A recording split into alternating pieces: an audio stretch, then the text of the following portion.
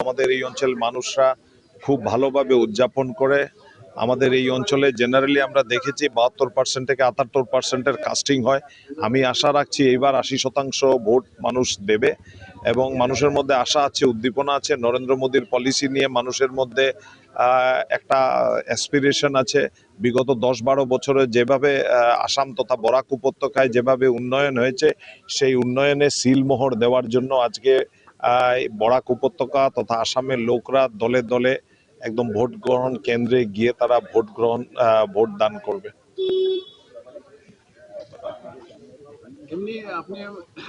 আমার ধারণা জেনারেলি আমি ভাবছি 82 to 84% ভোট কাস্টিং হবে আজকে শিলচর।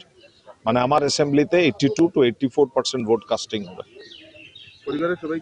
আমার পরিবারের সবাইকে নিয়ে আমি এসেছি। অত্যন্ত আনন্দের দিন। আমাদের ভাইরা জেনারেলি আমরা সবাই ভারতবর্ষের বিভিন্ন কোনায় থাকি, কিন্তু এই মানুষের বাড়িতে যেরকম উৎসব হয়, আমাদের বাড়িতে মানে ভোট গ্রহণের দিন একটা বিশাল উৎসব হয়। বাড়ির কেউ দাঁড়াক না দাঁড়াক, আমরা সবসময় এই ভোটের দিনে আমরা সব ভাই পরিবার পরিজন আমরা সবাই মিলে একসঙ্গে থাকি।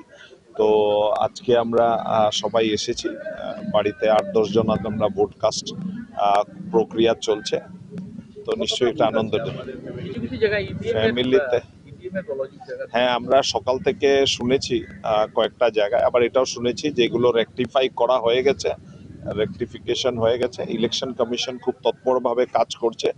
আমি আশা করি যে যে জায়গায় গোলযোগ হয়েছে, আমি ইলেকশন কমিশনের কাছে আমার একটা আর্জি থাকবে, যদি কোনো জায়গায় আধা ঘন্টা থেকে বেশি 10-15 মিনিট কি আধা ঘন্টার থেকে বেশি সময় নষ্ট হয়েছে, পর্যাপ্ত পরিমাণে শেষের দিকে যেন সেই সময়টা দেওয়া হয়, যাতে ভোটাররা এসে যে নষ্ট সময়টাকে মেকআপ করার জন্য ইলেকশন কমিশন যেন দৃষ্টি রাখে।